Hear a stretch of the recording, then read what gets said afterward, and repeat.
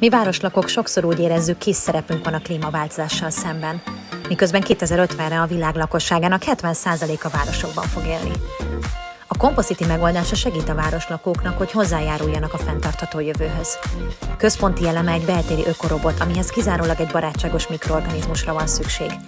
Néhány hét alatt kiliszták, és bármilyen kellemetlen szakhatás vagy napi kezelés nélkül hozhatunk létre teljes értékű tápanyagban gazdag komposzt alapanyagot.